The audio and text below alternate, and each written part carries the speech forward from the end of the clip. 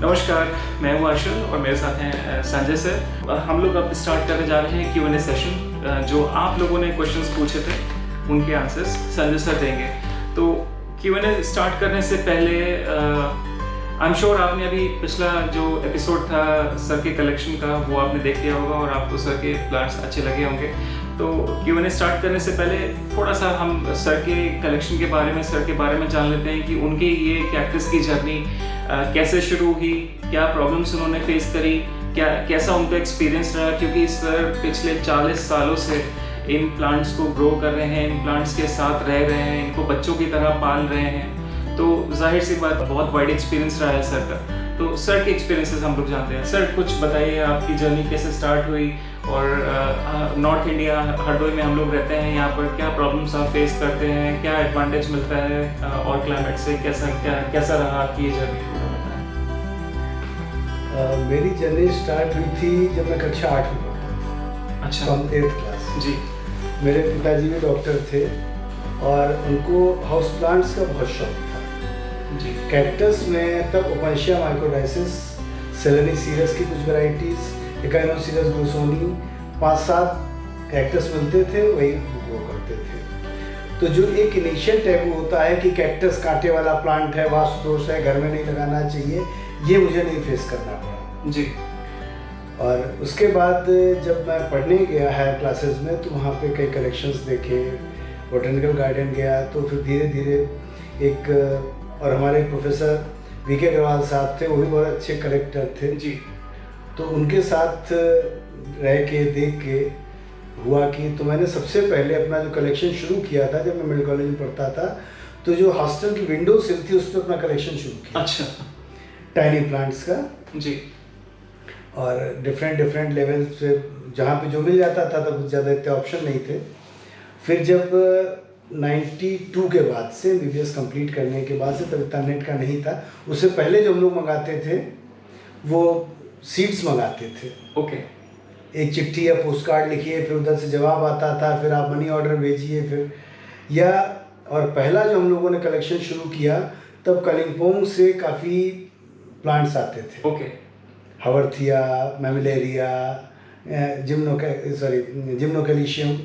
मेरे ख्याल से हमारे कंट्री में कैक्टस की जो स्टार्टिंग फेज में नर्सरीज रही, जो आपके टाइम में नर्सरीज रही आज से 25-30 साल पहले, कलिम्पोंग में ही शुरुआत हुई। ज़्यादातर। जी, ज़्यादातर वहीं से। जितने पुराने हैं सबने कलिम्पोंग से जी कहीं न कहीं प्लांट्स मंगाए हैं। आजकल तो प्लांट्स खरीदना बहुत आसान हो गया है। फेसबुक पे तमाम ग्रुप बन गए हैं और आप अपने पसंद का प्लांट चूज करिए, ऑनलाइन पेमेंट करिए और 2-4 दिन में आपके पास प्लांट आ जाएगा। बट आज से 20-25 साल पहले, जैसा कि सर बता रहे हैं, इतना आसान नहीं था। एक कैटलॉग आता था ईमेल या पोस्ट के थ्रू, फिर उसमें से आप ईमेल भी नहीं थी। हाँ, ईमेल भी नहीं थे। ईमेल भी सही कह रहे हैं सर, ईमेल भी नहीं थे। पोस्ट से आपका एक कैटलॉग आता था। जी। 8-10 कंपनियां वहाँ से भेजती थी। जी जी। कैक्टस में मुख्य रूप से LK प्रधान का काफ़ी नाम था। अच्छा, LK प्रधान कलिम्पोंग में। और 1-2 लोग और थे, और ज़्यादातर नर्सरियाँ उन्हीं से सब लेके भेजती थी। ओके। जिनके भी कैटलॉग्स में होते थे सब उन्हीं से लेके भेजते थे। ज़्यादातर लोगों से 2 ही 3 अच्छे ग्रोवर थे। तो वो भी अपने आप में एक चैलेंज था। अभी तो रेयर से रेयर प्लांट आपको घर बैठे मिल जाएगा, लेकिन पहले इतना आसानी से प्लांट्स अवेलेबल नहीं होते थे। तो ये सर की जर्नी थी।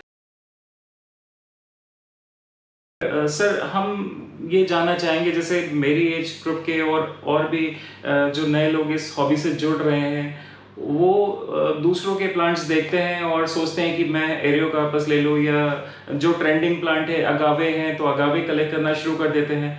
तो आप ऐसे लोगों को, बिगनर्स को क्या मैसेज देना चाहेंगे कि वो क्या कलेक्ट करें, क्या कलेक्ट करना चाहिए? आई मीन स्टार्टिंग किस चीज़ से करनी चाहिए? समझ में ही नहीं आता है नए बिगनर्स को कि वो क्या कलेक्ट करें। जो ट्रेंडिंग होता है मार्केट में, जो मिल रहा होता है, वो परचेज करना स्टार्ट कर देते हैं। ये बहुत महत्वपूर्ण प्रश्न है जी। और इसलिए भी आवश्यक है कि अभी आपने मेरा जंगल देखा। जी। जंगल कम बोलूँगा, उसको बोटानिकल गार्डन बोलूँगा सर। वो जंगल देखा, और एक अगर आप सबसे बड़ा कोई कलेक्शन बनाने से पहले अपने टेम्पटेशन को रोकना, अपनी इच्छाओं को सीमित करना बहुत आवश्यक है। जी, बिल्कुल सही बात है। क्योंकि आपके पास अगर स्पेस बहुत ज़्यादा है या आप उससे कमाई करने की सोच रहे हैं, तब तो आप किसी लेवल पे जाइए। अगर आप किसी दूसरे काम, मतलब आपके जो जीविकोपार्जन के साधन दूसरे हैं, आपकी अर्निंग किसी दूसरी चीज़ से आती है और आप शौक के रूप में इसको करते हैं जी, तो आप बहुत सिलेक्टेड उस पर जाइए और उतना कलेक्शन रखिए जिसको आप रोज़ देख सकें, रोज़ एंजॉय कर सकें। बिल्कुल सही बात है। अब मेरा इस लेवल पे पहुंच गया है और व्यस्तताएँ भी हैं। मैं एक वर्किंग डॉक्टर हूँ जी, 8-10 घंटे प्रैक्टिस देने पड़ते हैं, फिर सामाजिक भी काफ़ी उठना बैठना जिम्मेदारियाँ रहती जी, हैं। बिल्कुल सही बात है। उसके बाद फिर भी 2 घंटे कलेक्शन को देना मुश्किल पड़ता है और 2 घंटे में या 1 डेढ़ घंटे में ये कलेक्शन का एक पार्ट मैं देख पाता हूँ। इतने सारे प्लांट्स हैं आपके पास, तो मुझे लगता है 2 घंटे क्या 5 घंटे भी देंगे एक दिन में तो वो कम होंगे। तो और ख़ासकर जब सीज़न चेंज होता है जी, तब इन्फेक्शन, इन्फेस्टेशन, पेस्ट इन्फेस्टेशन वगैरह बहुत ज़्यादा होते हैं जी, और शायद वही समय आप लोगों के काम का या हम लोगों के काम का होता है। जी, जब काम ज़्यादा होता है तो उसमें फिर प्लांट्स कहीं न कहीं सफ़र करता है, मरते हैं, नुकसान होता है। बिल्कुल और सही। जब आप एक शौक़ से कोई प्लांट लाते हैं, उसको पालते हैं, तो या उससे आपकी भावनाएं जुड़ती हैं और उसके मरने फिर बड़ी तकलीफ़ होती है। ये कोई नहीं कह सकता है कि मेरा आज तक कोई प्लांट मरा नहीं।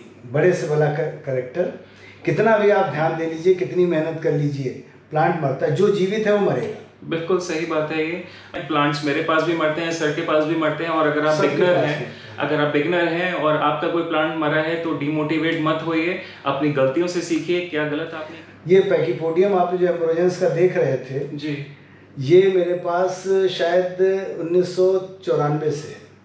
अच्छा, इतने सालों तक इतना रेयर प्लांट और रखना भी अपने आप में एक अचीवमेंट है। इससे ज़्यादा मोटी सीडलिंग नहीं थी। जी, 4 या 5 इंच लंबी और अंगूठे बराबर मोटी, एक 6 इंची गमले में कई साल चला। अब उसके लिए हमें ज़मीन चाहिए।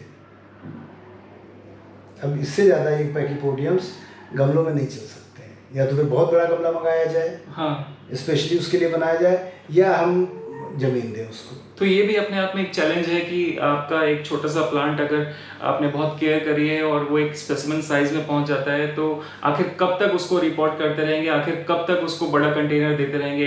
एक टाइम ऐसा आएगा जब आपके पास स्पेस का इशू आने लगेगा।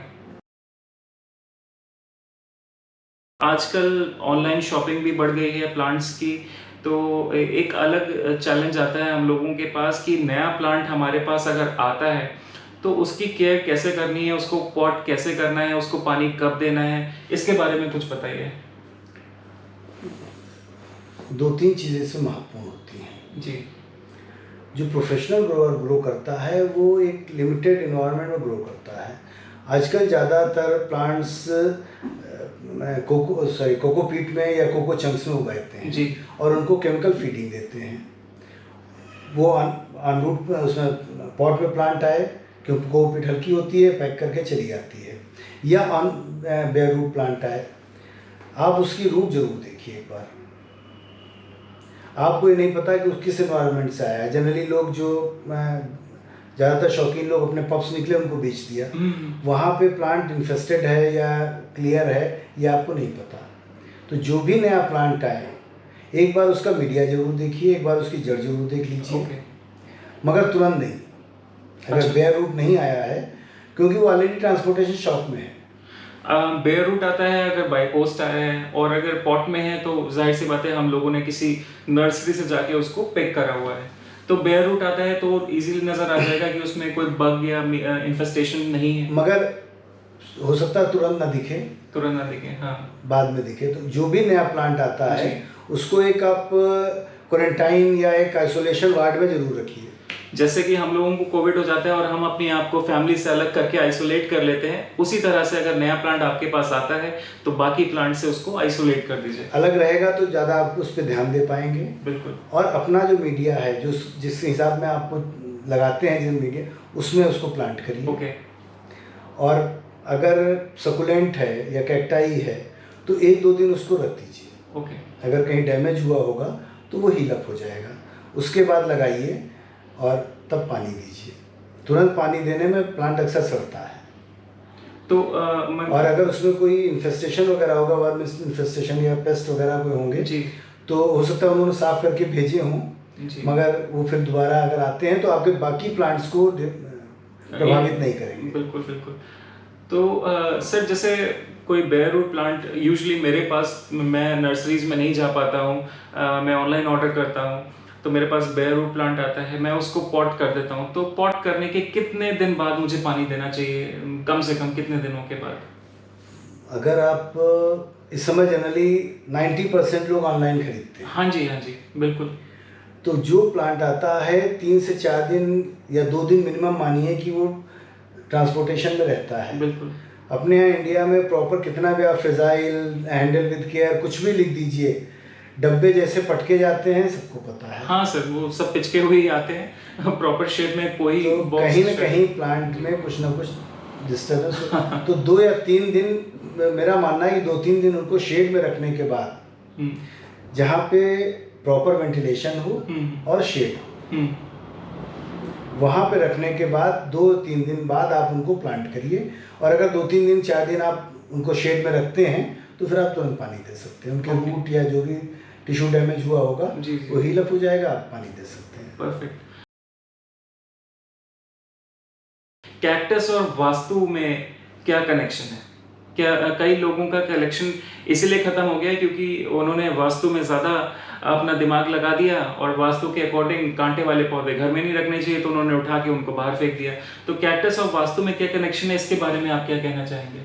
अगर ऐसा कोई कलेक्टर मिले जो वास्तु के अपने पौधे हटाना चाहता हो, मुझे इन्फॉर्म करिएगा, मैं तुरंत पहुंच जाऊंगा पौधे लेने। सर से पहले मुझे बता दीजिएगा, मैं उनके पौधे उठाने पहुंच जाऊंगा। मैंने 83 से कलेक्शन शुरू किया, जब मैं इंटर में पढ़ता था, ठीक, कैक्टाइज। और उसके बाद 92 में मैंने MBBS पास किया जी। तब से मैं प्रैक्टिस कर रहा हूँ और पूरी भरी पूरी फैमिली, सब चीज़ ठीक है, कोई ऐसी ऊपर वाले की कृपा से कोई दिक्कत नहीं हुई। तो जो आपका होना है, जो कहना, जो अपने हिंदू लोगों में कहते हैं कि जो लिखा है वो तो होगा ही होगा। हाँ, जो उसमें कैक्टस कुछ नहीं करता है। बिल्कुल। और कैक्टस भी ऊपर वाले का बनाया हुआ है। बिल्कुल। तो ईश्वर की बनाई कोई चीज़ अशुभ नहीं हो सकती है। ये बहुत ही अच्छी बात कही आपने। दूसरी चीज़, ये जो मैक्सिकन कैक्टस हैं जी, इनमें और हम लोगों के यहाँ पे नागफनी होती थी, बड़े बड़े पैड्स वाली बड़ी सी नागफनी होती थी, वो खतरनाक होती थी। जी। बच्चों के घर में लगाने पे, बच्चों के, वो एक गमले में नहीं लग सकती और गमले में ज़्यादा दिन चल नहीं सकती है, ऊपर है। तो जो इंडियन कैक्टस है या इंडियन नागफनी है, वो आप घर में नहीं लगा सकते हैं। जब वास्तु की किताबें लिखी गई होंगी तब इनके बारे में कोई जानता भी नहीं होगा। सही बात है। और एक दिमाग में बात डाल दी गई कि ये ऑस्पिशियस है, ये अशुभ है, ये शुभ है। चलिए, इस बारे में ज़्यादा टाइम वेस्ट नहीं करते हैं क्योंकि 30-40 साल से मैं उगा रहा हूँ जी। मेरे हिसाब से मुझे कोई ऐसी दिक्कत नहीं हुई। शरीर से भी स्वस्थ है, भी कोई ईश्वर कृपा से कोई दिक्कत नहीं है। मन का वहम है, ये शुभ अशुभ और कुछ नहीं है। जो आपकी डेस्टिनी में लिखा है वो होके रहेगा, चाहे कैक्टस उगाइए या चाहे बिल्ली पाल लीजिए। आप कोई भी पौधा उगाते हैं, कैक्टस उगाते हैं, कोई फर्क नहीं है। अच्छा सर, एक बिल्कुल लेमन क्वेश्चन आपसे पूछना चाहूँगा, कैक्टस, सकुलेंट और यूफोर्बिया में क्या डिफरेंस है? कैक्टस, सकुलेंट और यूफोर्बिया। जी। सकुलेंट एरिड कंडीशंस के लिए, एडवर्स कंडीशंस के लिए अपने अंदर पानी इकट्ठा करते हैं कि जब उनको पानी ना मिले तो उससे अपना काम चला लें। कैक्टस भी प्लांट का मॉडिफिकेशन है। ओके। और कैक्टस की जो लीव्स होती हैं, प्लांट की लीव्स होती है, उसका जो स्टेम है वो ग्लोबुलर हो जाता है, सकुलेंट हो जाता है।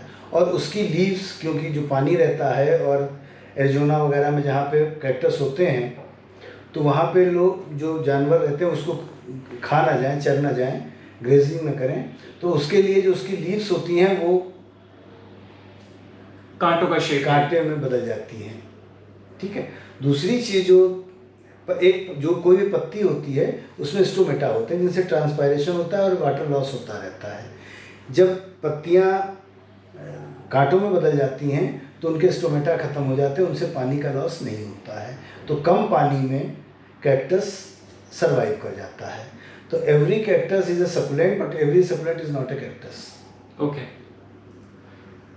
बिल्कुल, ये बहुत ही आसान शब्दों में आपने समझाया है। अच्छा, यूफोर्बिया एक बहुत ही बड़ी जीनस है। ओके। इसका एक सामान्य पौधा, एक वीट भी यूफोर्बिया में है बड़ा, और कॉडेसिफॉर्म सकुलेंट भी है, और आपका जिसमें लेटेक्स निकलता है वो भी यूफोर्बिया है। ओके। कैक्टस में और यूफोर्बिया में फ़र्क ये है कि अगर आप यूफोर्बिया का कैक्टस के जो भी कांटे होते हैं वो एक एरियोल से निकलते हैं। एक रुई सी गद्दी होती, छोटा सा पैड होता है जी। और उससे कांटे निकलते हैं, central spine and radial spines, और उन्हीं के आधार पे कैक्टस का क्लासिफिकेशन होता है शेप के और एरियोल्स के हिसाब से। यूफोर्बिया में ये पत्तियों का मॉडिफिकेशन है जी। यूफोर्बिया में उसकी एपिडर्मिस का मॉडिफिकेशन है। इसका अगर आप कांटा नोचेंगे तो शायद में कुछ पतली पतली सी रुई सी निकलेगी, वाप्स निकलेंगे, और जब आप यूफोर्बिया का कांटा तोड़ेंगे तो वो एक डेड स्किन टाइप की निकलेगी और उसके अंदर से लेटेक्स निकलेगा। जी, यही यूफोर्बिया और कैक्टस पहचानने में सबसे बड़ी फीचर यही हो गया। फीचर यही है जी। सर, अगला जो टॉपिक हमारे सामने आ रहा है बहुत ही पॉपुलर टॉपिक है, और रोज़ मेरे से बहुत से लोग ये सवाल पूछते हैं कि मीडिया क्या यूज़ करना चाहिए, कैक्टस में कौन सा मीडिया यूज़ करना चाहिए, क्या हम परलाइट यूज़ करें या सिंडर यूज़ करें। महंगे महंगे मिक्स भी मार्केट में अवेलेबल हैं, लोग मिक्स बना के बेच रहे हैं। तो 3-4 पॉइंट्स है सर, मैं सभी को सामने आपके रख देता हूँ। एक मीडिया हो गया, वाटरिंग हो गया, पेस्ट कंट्रोल कैसे करना चाहिए, कितने तरह के पेस्ट वगैरह होते हैं, और फर्टिलाइज़र कैसा होना चाहिए, क्या देना चाहिए, किस तरह का फर्टिलाइज़र देना चाहिए। तो सर इन पॉइंट्स पे थोड़ा सा हम सबको एनलाइटन करिए। मीडिया एक बहुत ही कहते फ्रीक्वेंटली आस्क्ड क्वेश्चन है। बिल्कुल, one of the most frequently asked question media है। Media, what is your media, what is your media. और मीडिया के लिए जो दुनिया भर के हाइप्स चल रहे हैं जी, मुझे भाई, क्यों मैंने बहुत मीडिया इस्तेमाल किए और बदलते रहते हैं, कभी कोई चीज़ एक परमानेंट नहीं होती है। मीडिया का काम क्या है? हमारा कोई भी प्लांट है तो जैसे कैक्टस सकुलेंट्स हैं, इनकी रूट सिस्टम स्पार्स होता है, बहुत मजबूत रूट सिस्टम नहीं होता है जी। और जनरली जो ग्रोवर्स होते हैं, जो सीड से टैप रूट निकलती है उसको काट देते हैं। बिल्कुल। तो उसका काम सिर्फ इतना होता है कि एक प्लांट को स्ट्रॉन्ग होल्ड देता रहे, लुढ़कने ना दे, और जो उसकी फीडिंग रूट्स हैं, फीडिंग रूट्स जो अपने वही पानी एब्जॉर्व करेंगे, न्यूट्रिएंट्स एब्जॉर्व करेंगी जो उनकी फीडिंग रूट्स के किनारे मीडिया के इंटरकैपिलरी स्पेसेस में होगा। ओके। वही एब्जॉर्व कर सकती, बाकी नहीं एब्जॉर्व कर सकती है। तो मीडिया हमारे हिसाब से पोरस होना चाहिए जो उसको फूड ढोल दे सके। साथ ही पोरस मीडिया क्यों होता है कि वाटर लॉकिंग प्लांट मर जाता है, क्यों? क्योंकि उसकी जो फीडिंग रूट्स हैं वो सफोकेट हो जाती हैं। ओके। ये मतलब मेरे अपने अनुभव विचार हैं। अगर कोई इसका सटीक और तथ्यात्मक जानकारी दे तो मेरी जानकारी बढ़ेगी। स्वागत है, कृपया कमेंट्स में जरूर लिखें। बिल्कुल। तो जो वाटर लॉगिंग होती है, पानी नीचे भर जाता है, उसमें रूट सफोकेट हो जाती हैं, प्लांट मर जाता है, दिक्कत देने लगता है। तो मीडिया हमारा क्या होना चाहिए? मीडिया की 3 क्वालिटी होनी चाहिए जी। पोरस हो, न्यूट्रिशन वैल्यू हो उसमें, जो हमारे पौधों की ज़रूरत है उतना न्यूट्रिशन मिलता रहे, और तीसरी चीज़ है उसके अंदर हवा सर्कुलेट होती रहे। ओके। उससे रूट सिस्टम अच्छा डेवलप होता है, क्योंकि रूट भी जिंदा है, उसमें भी थोड़ा उसको मतलब रेस्पिरेशन भी होता है, तो सांस की हवा की ज़रूरत होती है। पोरस मीडिया की 3 क्वालिटी या मीडिया की 3 क्वालिटी होनी चाहिए। अब आप क्या इस्तेमाल करते हैं, ये अपने जो जहाँ आप रह रहे हैं वहाँ पे क्या चीज़ आसानी से उपलब्ध है और उसको कैसे आप इस्तेमाल कर सकते हैं, प्रयोग कर सकते हैं, ये एक अक्लमंदी का विषय है और उसके अपने हिसाब से आप व्यवहारिक स्तर पे उसको कर सकते हैं। एक्चुअली जो हम लोग प्लांट उगाते हैं कैक्टस सकुलेंट्स, ये 90% प्लांट हमारे भारत के नहीं हैं जी, बाहर के हैं। बिल्कुल। तो जब हम इनको उगाते हैं और एक कलेक्शन बनाने की कोशिश करते हैं तो हमें ये ध्यान रखना चाहिए कि वहाँ के नेचुरल हैबिटेट में प्राकृतिक परिस्थितियों में वो प्लांट कैसे उगता है। हाँ, ये बिल्कुल सही बात है, हमें उसको स्टडी करना है और वही अपने पास और अप्लाई करना एक है। बहुत बड़े इकोसिस्टम को हमें एक छोटे से गमले में माइक्रो इकोसिस्टम डेवलप करना है। बिल्कुल। तो कोई प्लांट उगाने के लिए जो सबसे महत्वपूर्ण चीज़ें होती हैं, धूप, पानी और मिट्टी, मीडिया। जी। हम अगर इन तीनों का अध्ययन अच्छे से नहीं करेंगे और उनको उसी तरीके से मिमिक करने की, उसी तरीके से अपने पौधे को देने की कोशिश नहीं करेंगे तो हम कभी अच्छा पौधा डेवलप नहीं कर सकते हैं। तो इसमें हमारा मीडिया, हम लोग पहले मोरंग इस्तेमाल करते थे, यहाँ पे मोरंग मिलती थी मोटी दाने की। अब मोटे दाने की मोरंग मिलना मुश्किल हो गई है। ओके। तो जो कंस्ट्रक्शन साइट के लिए जो चुनाई या प्लास्टर के लिए जो मोटा दाना बचता है, हम उसको इस्तेमाल करते हैं। दूसरी चीज़ है वर्मी कंपोस्ट, ऑर्गेनिक मटेरियल। जी। ऑर्गेनिक मटेरियल में वर्मी कंपोस्ट में ज़्यादा प्रेफर करता हूँ, क्योंकि वर्मी कंपोस्ट में प्लांट्स के सीड या स्पोर्स नहीं होते हैं। अच्छा। तो वीड्स कम होती हैं। वीड्स कम होते हैं, ओके। तीसरी चीज़ जो उसको केचुआ खा के निकालता है तो उसमें स्पोर्स वगैरह नहीं होते, वीड्स नहीं निकलती हैं। जी। कुछ लोग एडीनियम, खासकर एडीनियम के लिए पोल्ट्री मैन्योर की सिफारिश करते हैं। पोल्ट्री मैन्योर बहुत ही एक्सोथर्मिक होती है। ओके। तो अगर पोल्ट्री, हाँ, उसमें फास्फोरस ज़्यादा होता है तो फ्लावरिंग अच्छी आती है, मगर जब भी आप पोल्ट्री मैन्योर इस्तेमाल करें तो कम से कम उसको 3-4 महीने ठंडा होने दें। मिट्टी के अंदर रख के, मतलब एक लेयर नीचे मिट्टी की लगाएं, फिर मैन्योर रखें, फिर ऊपर लगाएं और पानी देते रहें। जब वो ठंडी हो जाए तब उसको करें। अगर आप सीधे उसको इस्तेमाल करेंगे तो आपकी रूट्स को जला देगा, उतनी ज़्यादा उसमें हीट निकलेगी, एक्सोथर्मिक होता है। यही चीज़ें हम लोगों के यहाँ उपलब्ध हैं। कोकोपीट या एक जो पीट मॉस आ रही है जी जी, पीट मॉस भी आजकल बहुत ज़्यादा पॉपुलर हो रहा है। ये पीट मॉस, इस कोकोपीट से पीट मॉस ज़्यादा अच्छी है। ओके। मगर मीडिया की जो सबसे बड़ी खासियत ये है कि उसमें कितनी वाटर रिटेनिंग कैपेसिटी है, और जब आप वाटरिंग करेंगे तो उसी हिसाब से करेंगे। अच्छा। आपने पानी डाला, उधर से नीचे चला गया, नीचे से पूरा निकल गया। जी। जब मैं पहली बार कोई मीडिया बनाता हूँ तो एक गमले में उसको रखा और एक नपा हुआ पानी डालता हूँ नीचे, एक मग्गे में उसको कलेक्ट कर लेता हूँ। कितना पानी आया, कितना उसमें एब्जॉर्ब हुआ, कितना एब्जॉर्ब हुआ, उसका आइडिया लग जाता है। इससे मैं आइडिया, और फिर दूसरे तीसरे दिन मैं उस मीडिया को पलट के देखता हूँ किस लेवल तक वो पानी रुका हुआ है। ये बहुत अच्छी एडवाइस दी है सर ने कि आप जो अपना मीडिया बनाइए उसको इस तरह से ट्राई आउट कर लीजिए। पहले किसी पॉट में पानी डालिए और 2-3 दिन के बाद देखिए कि वो कितना ड्राई हुआ, कितना परसेंटेज उसमें वाटर अभी भी है। तो उससे आपको आइडिया लग जाएगा आपका मीडिया कितना पोरस है। तो जितना कम पोरस है उतना खतरनाक मीडिया है आपका। जितना पानी रोकेगा उसी हिसाब से, अगर मान लिया आपका पानी रुकता है, पोरस है और पानी रोक रहा है, अगर आप पीट मॉस डालेंगे ज़्यादा दिन पानी रोकेगा। एग्जैक्टली।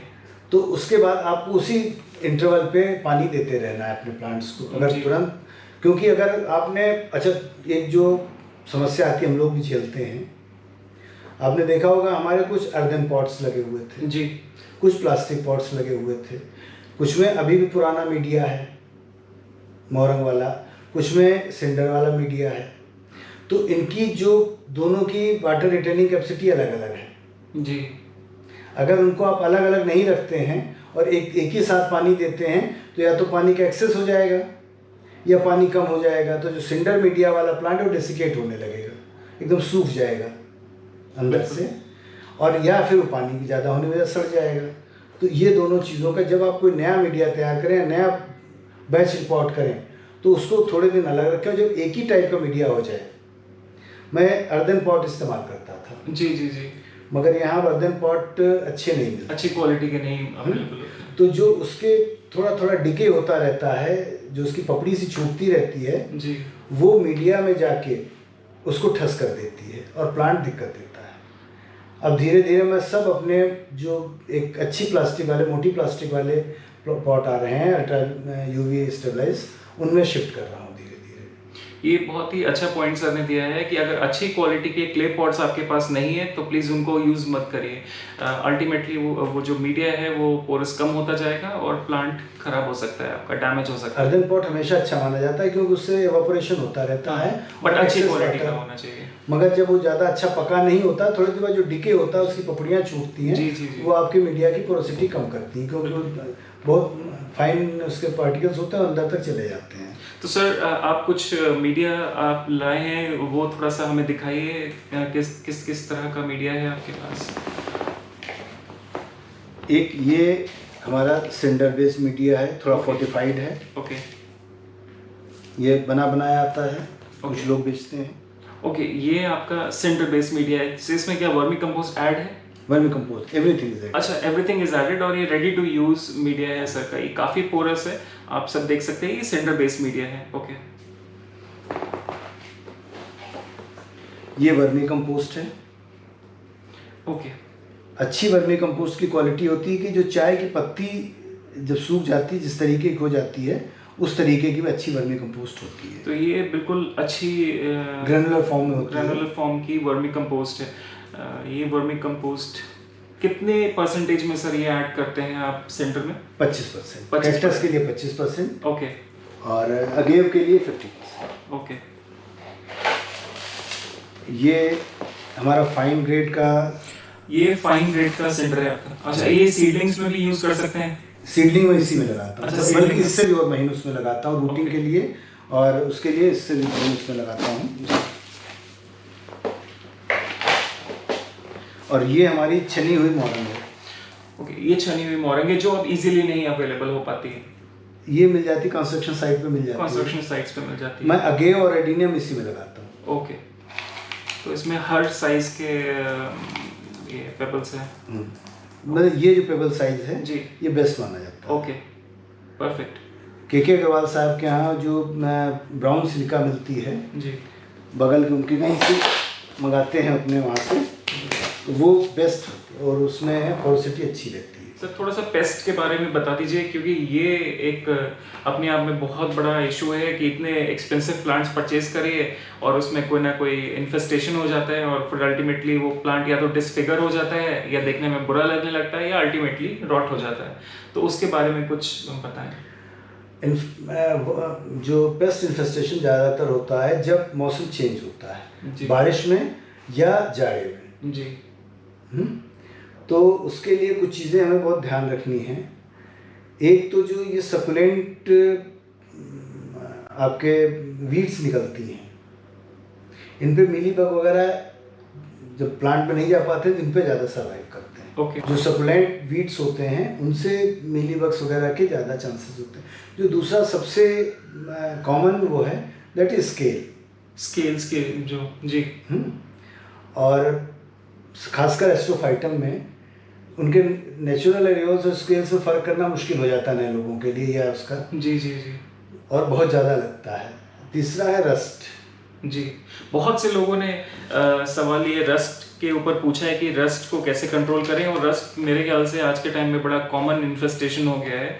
तो अभी हम लोग इस Q&A में आएंगे और डिस्कस करेंगे क्वेश्चंस के बारे में, बट स्टिल आप सर रस्ट को कैसे कंट्रोल करें ये बता दीजिए। तो मैं सब इसके लिए इन तीनों पेस्ट के लिए स्प्रिट का इस्तेमाल करता हूँ। ओके, स्प्रिट ये जो मेडिकल स्प्रिट या जो पेंटिंग इंडस्ट्री में काम आती है, Okay. जो पॉलिशिंग के लिए आती है, जी। कोई भी स्प्रिट हो, alcohol based spirit alcohol based spirit हो, तो उसको स्प्रे किया और थोड़ी देर बाद एक टूथब्रश, इसमें स्प्रिट है और ये एक टूथब्रश, जी। अच्छा, ये स्केल्स हैं और आपने इस पे अल्कोहल स्प्रे कर दिया, स्प्रिट जो मिलती है आसानी से। जी जी जी और थोड़ी देर बाद इसको हम टूथब्रश नॉर्मल जी पुराना को पड़ा हो,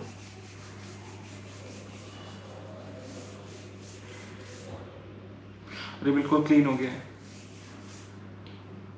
परफेक्ट।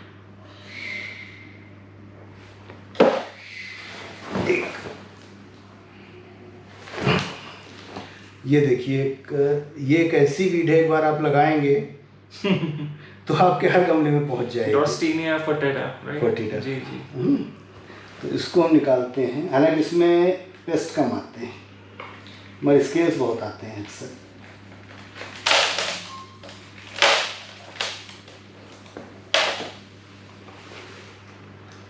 अब ये देखिए ऊपर रस्ट लगी हुई है जी, साइड में स्केल्स भी हैं जी।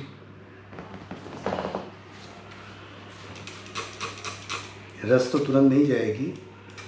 क्या हम लोग हैंड सैनिटाइजर भी यूज कर सकते हैं जो आजकल? हैंड सैनिटाइजर एक तो महंगा पड़ता है जी, और उसमें अल्कोहल कंटेंट्स बहुत कम होते हैं। ओके। तो स्पिरिट सस्ती पड़ती है। मेडिकल स्पिरिट सस्ती है और इफेक्टिव है। मेडिकल स्पिरिट ले लें चाहे उससे सस्ती आती जो पॉलिशिंग के लिए आती है। अच्छा अच्छा। पेंट की दुकानों में मिल जाती है वार्निश के लिए। मेडिकल स्पिरिट थोड़ी सी कॉस्टली होती है और थोड़ी सी ज़्यादा। तो इस तरह से तो स्केल्स साफ हो गए। तो ये बहुत अच्छा डेमोन्स्ट्रेशन दिया सर ने पेस्ट को कंट्रोल करने का। सर फंजीसाइड, पेस्टिसाइड, इसके बारे में कुछ बताइए। ये क्या फ्रीक्वेंटली यूज करते रहना चाहिए या हमें इंतजार करना चाहिए कि कोई इन्फेस्टेशन हो जाता है यूज करें? नहीं, अगर कोई इन्फेस्टेशन दिखे जी, तुरंत आप अल्कोहल से उसको साफ करिए जी, कंट्रोल आ जाएगा। और जब वेदर चेंज हो और आपके पास बड़ा कलेक्शन है जी, तो एक बार जो भी अच्छा उपलब्ध हो सिस्टमेटिक इंसेक्टिसाइड उसको आप पूरे उस पर एंटायर कलेक्शन में। मगर कोई भी स्प्रे करने से पहले रात में पानी जरूर दें। अच्छा अच्छा, जैसे आपने आज पानी दे दिया है तो नेक्स्ट डे, हाँ मॉर्निंग में आज शाम को पानी दीजिए जी। मतलब उसका जो सॉइल है वो मॉइस्ट रहना चाहिए, मॉइस्ट होना चाहिए। सर अगला सवाल मैं आपसे ये पूछना चाहूँगा कि ये कैक्टस सक्यूलेंट्स रहते हैं जो इन प्लांट्स को क्या किसी अलग तरह के सेटअप में रखना होता है? क्या पॉली हाउस की ज़रूरत होती है या सिर्फ शेड नेट में काम हो जाता है या ओपन में रख दें? और इसके साथ साथ इनकी केयर मॉनसून में और विंटर में किस तरह से करनी चाहिए? पॉली हाउस कोई ज़रूरी नहीं है। अच्छा। जो हमने ऊपर पॉली हाउस बनाया हुआ है ये यहाँ बंदर बहुत है जी, तो प्लांट्स डैमेज करते हैं बहुत, इसलिए हमने चारों तरफ से घेर के रखा हुआ है। ऊपर शीट पड़ी हुई है और साइड में सब जालियाँ लगी हुई हैं। ओके। तो जितना हवा का वेंटिलेशन अच्छा रहेगा वो एक ज़्यादा अच्छा रहता है, जाड़े में भी गर्मी में भी। ओके। और ऊपर से डायरेक्ट धूप नहीं पड़ती है तो प्लांट एक्चुअली एक किसान दिन भर खेत में काम करता है तो उसके बाल सफ़ेद हो जाते हैं, झुर्रियाँ पड़ जाती हैं थोड़ा देखने में, मगर मजबूत ज़्यादा होता है। बिल्कुल बिल्कुल। एक सिनेमा का हीरो 70 साल में भी मेकअप करके बिल्कुल जवान दिखता है जी, मगर इनर स्ट्रेंथ नहीं होती। सही बात है। वही हाल हमारे प्लांट्स का है। अगर हम उनको खुले में ग्रो करेंगे, खुले में उनको चलाते हैं, कोई दिक्कत नहीं आती है। कभी कभी होता क्या है कि कहीं पे पानी पड़ा, सनलाइट रेस पड़ी, स्कॉर्चिंग हो जाती है, सनबर्न हो जाते हैं, या विंटर्स में जब बहुत ज़्यादा फॉग पड़ता है तो उसके फॉग बर्न्स हो जाते हैं। इन सब चीज़ों को थोड़ा सा अवॉइड, वो टाइम टाइम पे आप देखते रहिए। अदरवाइज जितना भी आप प्लांट्स को खुले में ओपन एनवायरनमेंट में करेंगे उतना ही प्लांट स्टडी होगा, मजबूत होगा, मरने के चांसेस कम होंगे। ओके। अगेन मीडिया, राइट, जैसी आपकी ग्रोइंग कंडीशंस हो उसी हिसाब का आप मीडिया चूज करें। ठीक है। एक जो अब ज़मीन हम लोगों के पास बहुत कम है, ज़्यादातर लोग छत पे ही सब अपना सेटअप रखते हैं, या अपार्टमेंट्स में जो लोग रहते हैं बालकनी में अपना सेटअप रखते हैं। तो जो ओपन छत पे अपना रखते हैं प्लांट्स, जो वेस्टर्न साइड वाली वॉल होती है जी, उसके साथ में बहुत प्लांट सटा के ना रखें। ओके। क्योंकि जो रेडिएटिंग हीट आती है ये साउथ वाला पार्ट, अगर साउथ वाले पार्ट या वेस्टर्न जो मतलब जहाँ पे पलटती धूप पड़ती है तो उस पोर्शन के जो प्लांट होते हैं उनमें जलने के चांसेस ज़्यादा होते हैं। राइट। और अगर इस तरीके की सिचुएशन है तो वहाँ पे फिर आप सूरज ढलने के बाद ही पौधों में पानी दें। अच्छा अच्छा, इवनिंग में सनसेट के बाद पानी दीजिए ताकि टेम्परेचर वैसे भी डाउन हो रहा होगा तो प्लांट बर्न होने का, डैमेज होने का डर कम हो जाएगा। तो अगर एकदम ताज़ा पानी पड़ा हुआ है तो अक्सर रूट बॉयल हो जाती हैं, जल जाता, प्लांट एकदम बिल्कुल जल सा जाता है।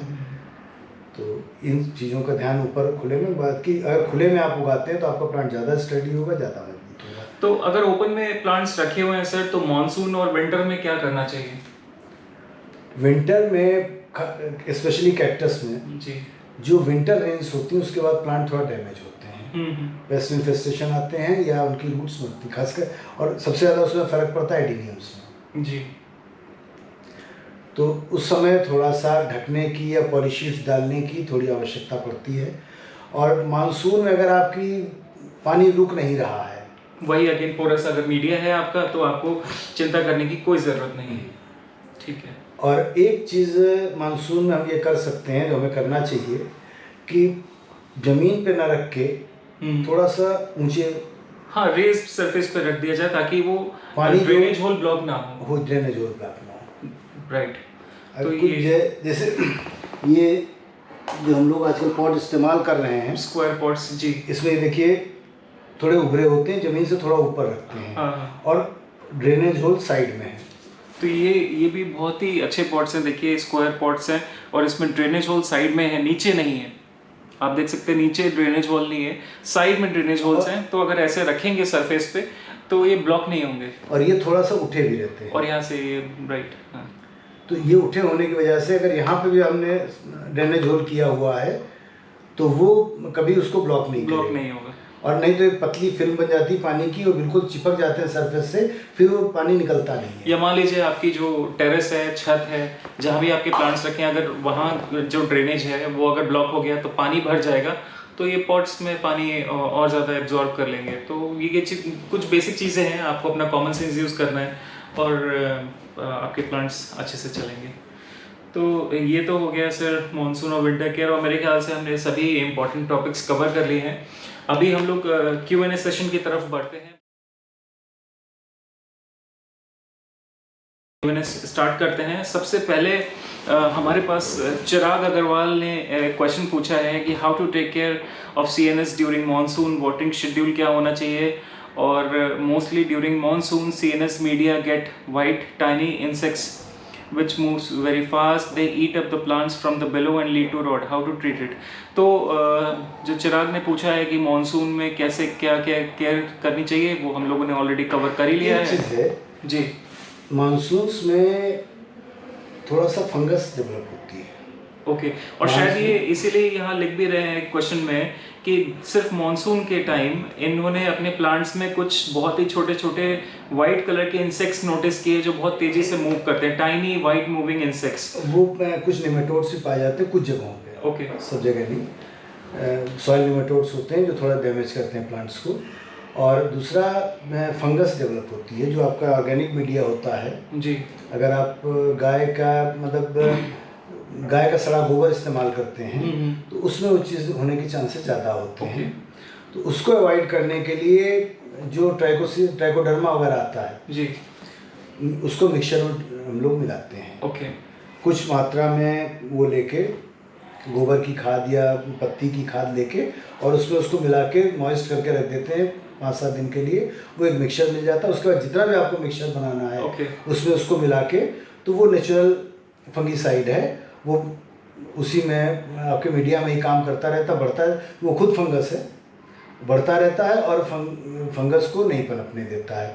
दूसरी चीज़, अगर आपको लग रहा है कि सरफेस निमेटोड या फंगस निकल रही है जी, जी, जी, तो कोई भी सिस्टमिक फंगीसाइड या इंसेक्टिसाइड एक बार सोक कर दीजिए उसको, तो पानी के साथ घोल के, जो भी उसमें मात्रा लिखी हो। जैसे रोगर हम लोग इस्तेमाल करते थे, अब रोगर नहीं मिलती है तो डॉन करके एक आ रहा है, DAWN डॉन करके आ रहा है, जो आपके यहाँ अच्छी कोई मिले इंसेक्टिसाइड। पेस्टिसाइड में कार्बेंडाजिम और कॉपर सल्फेट का हम लोग इस्तेमाल करते हैं। तो ये, और जब भी कहीं कोई काटते भी हैं तो उसकी जगह पे ये अप्लाई किया जा सकता है, करना चाहिए। हाँ, करना ही चाहिए। मानसून और विंटर्स में तो जरूर करना चाहिए। गर्मियों में तो अपने इतनी ज़्यादा गर्मी रहती है कि 4-5 घंटे बाद उस पर कलर बन जाता है और कोई लगाने की कुछ इंसेक्टिसाइड। चिराग अग्रवाल है भी जयगांव से और वहाँ काफ़ी ज़्यादा ह्यूमिडिटी और बारिश होती है, इसलिए उन्होंने ये क्वेश्चन पुट अप किया था। और कलकत्ता साइड में क्या, बंगाल से हैं? हाँ हाँ, हाँ, तो उधर तो जी। थोड़ा स्पेशल प्रिकॉशंस देने पड़ते हैं। बिल्कुल बिल्कुल। तो वहाँ ह्यूमिडिटी भी ज़्यादा रहती है, इसलिए ये इश्यूज रहते हैं। आई होप उनके क्वेश्चन का उनको क्लियर आंसर मिल गया होगा। Next question sir, rust fungus के ऊपर विक्रमादित्य नास्कर और डॉक्टर सिद्धार्थ सिंह जी ने पूछा था, और वो भी हम लोगों ने कवर कर ही लिया है, रस्ट फंगस को कैसे कंट्रोल करना है। संदीप रोहेला, पहले स्प्रिट से जी इमीडिएट ट्रीटमेंट करें और उसके बाद अच्छा एक सिस्टमिक इंसेक्टिसाइड उस पर डाल दें। हमारे ख्याल से मतलब हमारे कुछ प्लांट्स में तो कंट्रोल आ गया है जी। मल्टीपल एप्लीकेशन से स्प्रिट की। नेक्स्ट क्वेश्चन हमारे पास आया था संदीप रोहेला जी से। इन्होंने पूछा था how to get rid of mites on agaves. Agaves में माइट्स को कैसे कंट्रोल करेंगे, तो ये भी मेरे ख्याल से सेम प्रोसेस, सेम वैसे ही कंट्रोल करना है जैसा हम लोगों ने अभी डिस्कस किया, सर ने बताया, वैसा फॉलो करिए। सुगाता सेन गुप्ता जी पूछ रहे हैं बेस्ट फूड फॉर CNS।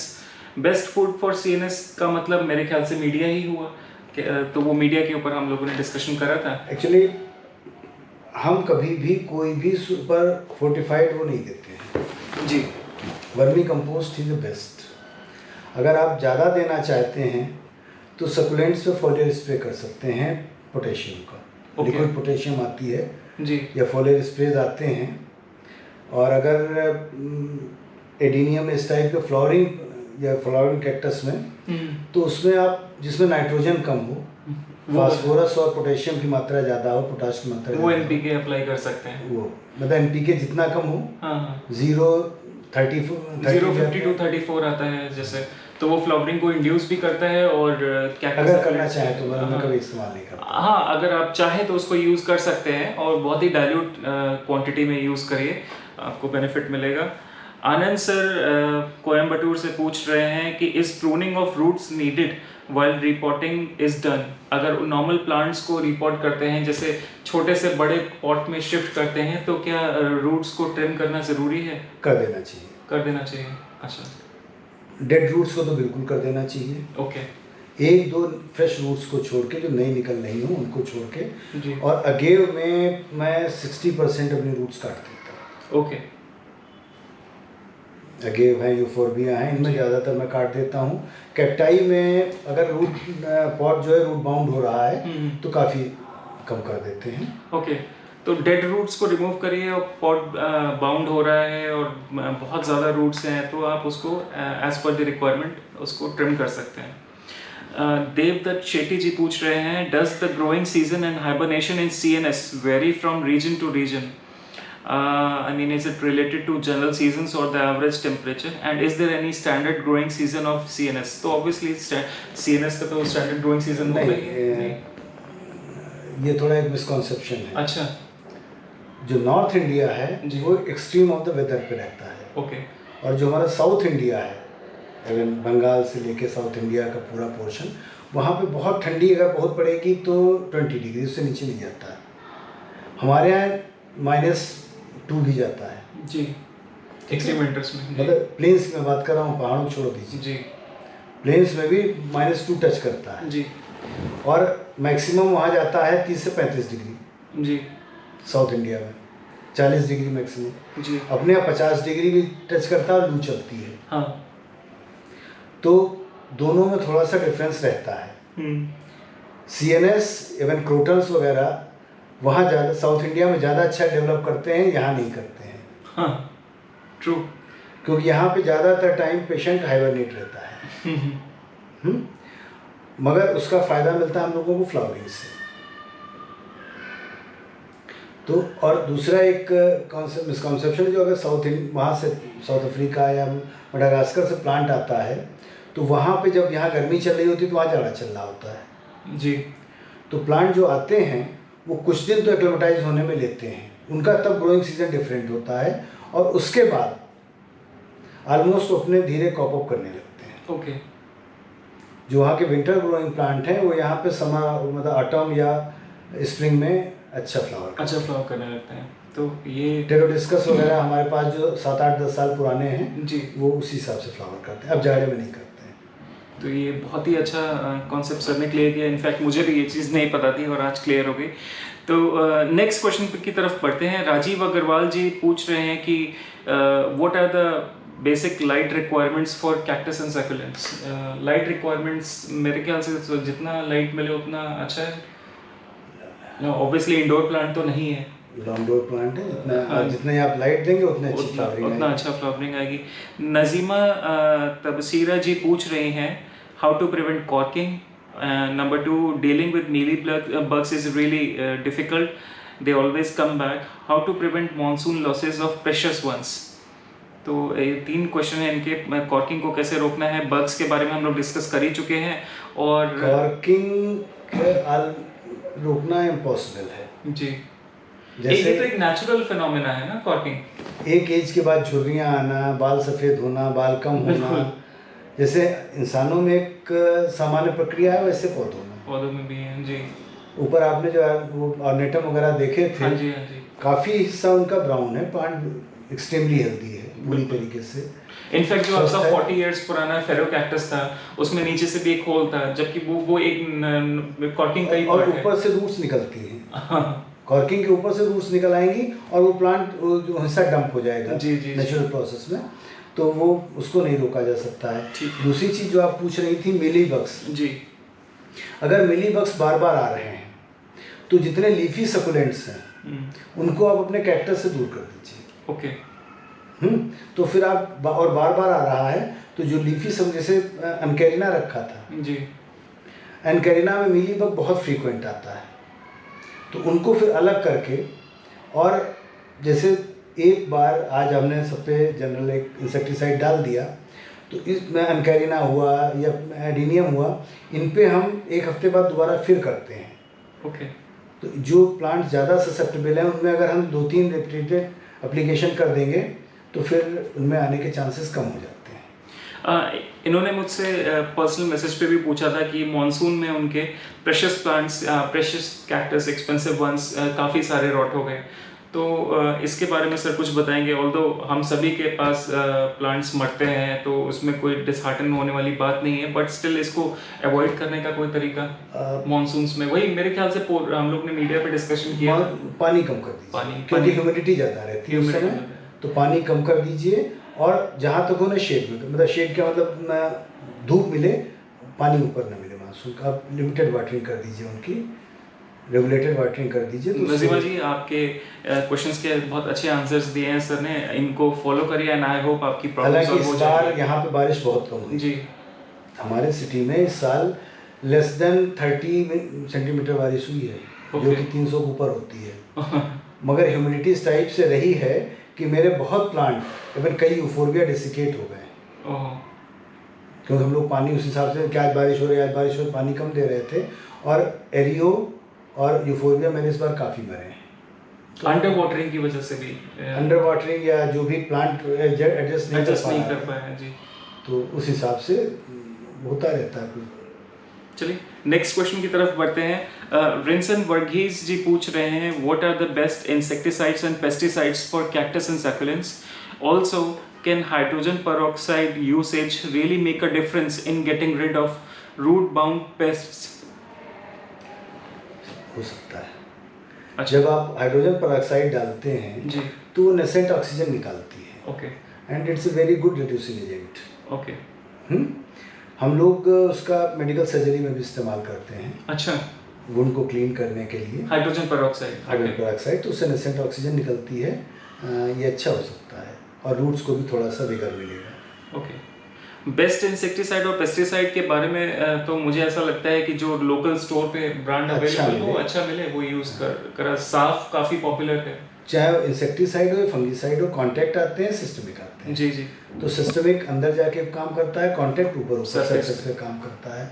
तो अगर आपका नहीं काम चल रहा है तो आप दोनों का कॉम्बिनेशन ले लीजिए। नेक्स्ट क्वेश्चन की तरफ बढ़ते हैं सर। अंकुश चौधरी, ये भी कोलकाता में रहते हैं, और इन्होंने पूछा है how to get more blooms on cactuses without using any chemical fertiliser. बिना केमिकल फर्टिलाइजर के ज़्यादा फूल कैसे मिल सकते हैं कैक्टस में? कैलकाटा की ये थोड़ी प्रॉब्लम है, क्योंकि हमारे यहाँ जो जितना ज़्यादा प्लांट डॉर्मेंसी में रहेगा उतना ही बढ़िया अच्छा ब्लूम करेगा। ये काइनोप्सिस हैं, रेबूशियाज हैं, सल्कोरेबूशियाज हैं, ट्राइकोसीरस हैं, लोबिविया हैं। अगर इनको करीब 100 दिन की डोर्मेंसी अच्छी मिलती है तो अच्छा ब्लूम करते हैं। जिस साल हम लोगों के यहाँ अच्छे ब्लूम करते हैं, मगर जिस साल ज़्यादा ठंड नहीं पड़ती है उस साल अच्छी ब्लूमिंग नहीं आती है। कलकत्ता की ये प्रॉब्लम है जी। एडीनियम में हम जो आर्टिफिशियल उसको इंड्यूस कर सकते हैं, तो उसी तर्ज पे कैक्टस को फिर थोड़े दिन हम अगर निकाल के मीडिया से बाहर रखें, एक बार प्रयोग करके देखिए, शायद अच्छे रिजल्ट्स मिले, क्योंकि कलकत्ता में बहुत ठंड नहीं पड़ती है। तो अंकुश ये आप फॉलो करिए और रिजल्ट जरूर भी जो बताइए। आप नया एक्सपेरिमेंट करें, कुछ 4-5 पौधे अपने अलग कर लीजिए, बिल्कुल। उन पे करिए, पूरी लॉट पे एक्सपेरिमेंट मत करिए। ये एक बहुत अच्छी एडवाइस सर ने दी है कि आपको मीडिया में एक्सपेरिमेंट करना है, प्लस माइनस कुछ करना है, या प्लांट की ग्रोइंग कंडीशन चेंज करनी है तो सबके ऊपर मत करिए, 1-2 प्लांट्स के ऊपर ट्राई करिए, अगर रिजल्ट्स फेवरेबल हैं तो सबके ऊपर अप्लाई करिए। नेक्स्ट क्वेश्चन की तरफ बढ़ते हैं। संपा दास जी पूछ रहे हैं potting media for lithops and conophytum and also their care details as well. Lithops और कोनोफाइटम का मीडिया क्या रहना चाहिए और उनकी क्या कोई डिफरेंट तरह से केयर करनी चाहिए? कोई खास नहीं। पोरस मीडिया हिंदुस्तान में, भारतवर्ष में के अग्रवाल साहब सबसे ज़्यादा अच्छे मेजम्स उगाते हैं। बिल्कुल, विदाउट एनी डाउट।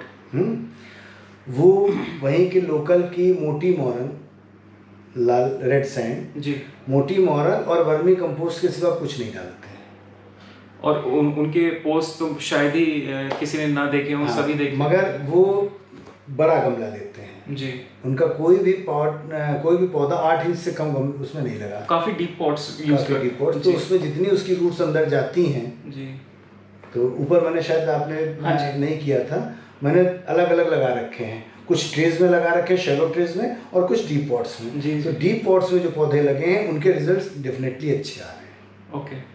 और बाकी ये विंटर ग्रोइंग है, तो गर्मियों में इनमें पानी कम देना है, बाकी का सप्लीमेंट्स में ज़्यादा देना है। गर्मी में इनमें थोड़ा सा कम पानी देना है दूसरे सप्लीमेंट्स के मुकाबले, और जाड़े में फ्रीक्वेंसी ज़्यादा करनी है पानी की, बाकी कोई विशेष। तो आप लिथोप्स और कोनोफाइटम बिल्कुल ऐसे ही ग्रो करिए और उसके रिजल्ट्स हम लोग से शेयर करिएगा। नेक्स्ट क्वेश्चन है फ्रॉम मैनी फ्रॉम चेन्नई से मैनी जी पूछ रहे हैं how to get rid of scale infestation. तो स्केल इन्फेस्टेशन को भी वैसे ही जो सर ने स्पिरिट वाला प्रोसेस बताया था वैसे ही फॉलो करिए और रिजल्ट्स शेयर करिएगा।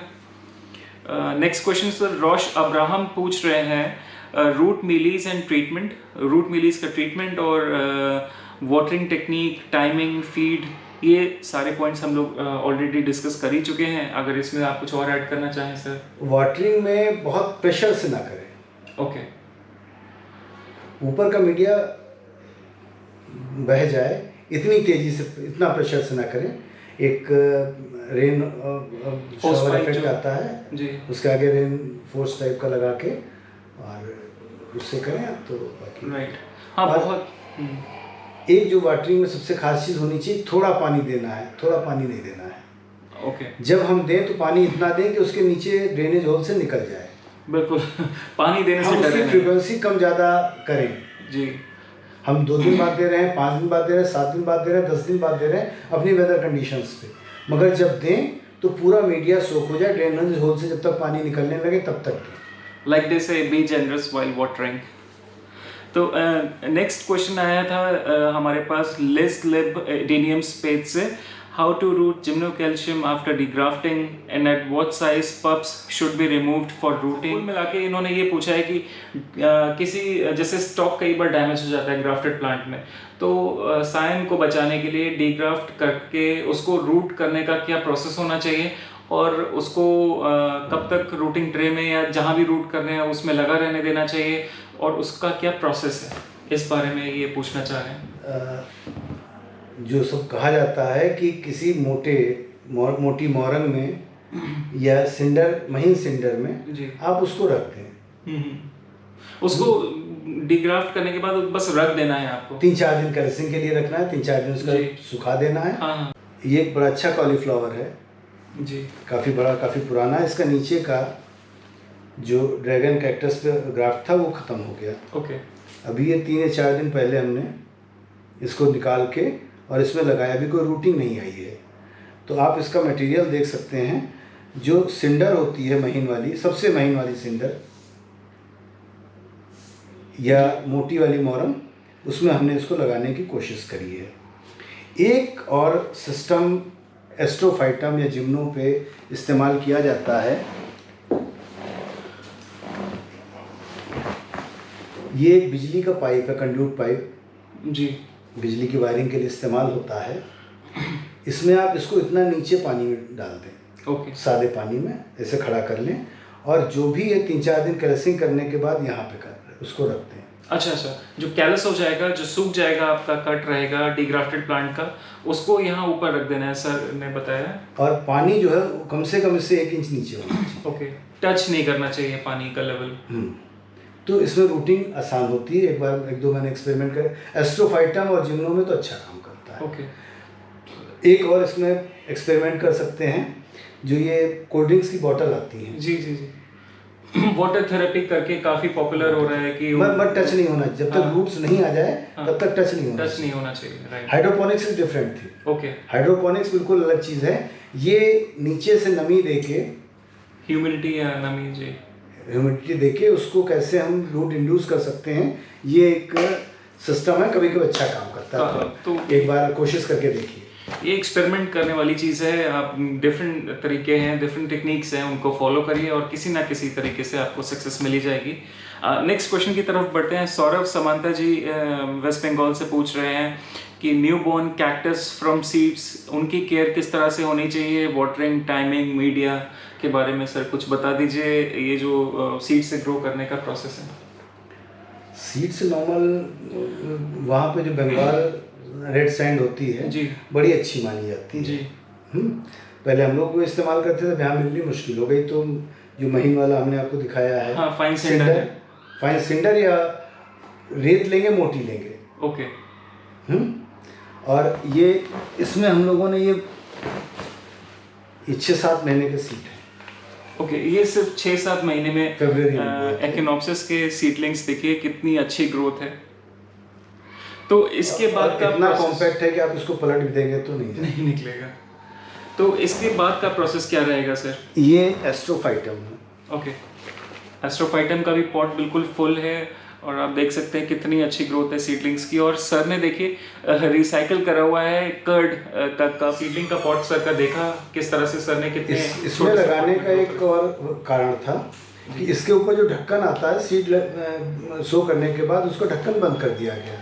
और जब तक कि सीडलिंग एक अच्छे आकार में नहीं आ गई तब तक इसको ना पानी डाला गया, उसी का पानी रिसाइकिल होता रहा और प्लांट चलता रहा। क्योंकि जब आप ऊपर से पानी डालते हैं तो उसमें एक एल्गी पैदा होने के चांसेस जाड़े में बहुत ज़्यादा होते हैं, जो कि प्लांट के लिए खतरनाक होता है। एक फंगस पैदा होती तो वो बिल्कुल स्टराइल, और इसका मीडिया ऑटोक्लेव में स्टराइल किया गया था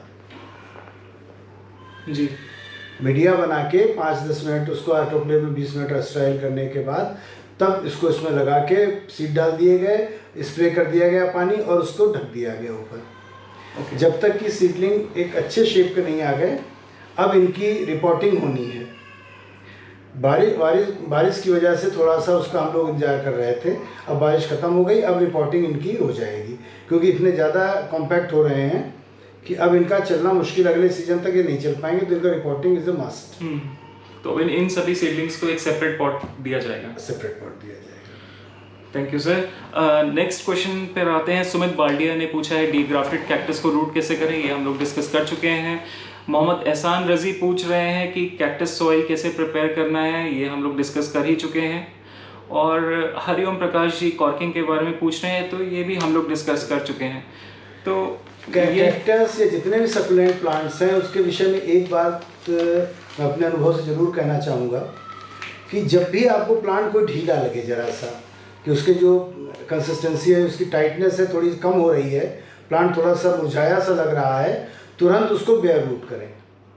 ओके, गमले से बाहर निकालिए, मिट्टी हटाइए, रूट्स धो के देखिए। अगर कोई डैमेज, कोई पेस्ट, कोई फंगस नहीं लगा हुआ है, anti fungal anti insecticide solution में डाल के 1-2 दिन सुखाइए और उसके बाद फ्रेश मीडिया में लगाइए। अगर यही इस्तेमाल करना, यही मीडिया इस्तेमाल करना है तो उसको 1-2 दिन अच्छी धूप में सूखने दीजिए, तो उससे काफ़ी चीज़ें इम्प्रूव हो जाएंगी। तो ये एक और वैल्यूबल टिप संजय सर ने आप सभी को दी है, और इन टिप्स को फॉलो करिए, और मैं भी फॉलो करूँगा। आज मैंने भी बहुत कुछ सीखा है सर से। ये सारे क्वेश्चंस आप लोगों ने पूछा था मुझसे, और मैंने पूछे आपके बिहाफ पर सर से। आई होप आप सभी को सर के आंसर्स बिल्कुल रेलेवेंट लगे होंगे, और इन एडवाइसेस को, टिप्स को आप फॉलो करिए, और आप अपने प्लांट्स में डेफिनेटली कोई ना कोई पॉजिटिव चेंज फील करेंगे। Sir thank you so much, आपने इतना वैल्यूबल टाइम हमारे दिया। दर्शकों का भी सुनने के लिए, ध्यान देने के लिए बहुत बहुत धन्यवाद। बिल्कुल बिल्कुल। यदि कोई नई जानकारी हो, कोई तथ्यपरक जानकारी हो, तो कमेंट्स में जरूर लिखिएगा, हम लोगों की भी जानकारी बढ़ेगी। बिल्कुल, ये आपने बहुत अच्छी बात की है सर। सीखने की कोई एज या कोई लिमिट नहीं होती, और ये सर का बड़ापन है जो 40 साल के एक्सपीरियंस के बाद भी सर कह रहे हैं कि कुछ नया इन्फॉर्मेशन या कुछ नई नॉलेज हो तो वो कमेंट्स में करिएगा। इसी सिलेबस से हम लोगों ने नहीं पढ़ा है, बिल्कुल एक दूसरे का एक्सपीरियंस शेयर करके ही सीखा है, आगे भी सीखेंगे। बिल्कुल। Thank you so much sir, आपने इतना वैल्यूबल टाइम दिया। Thank you.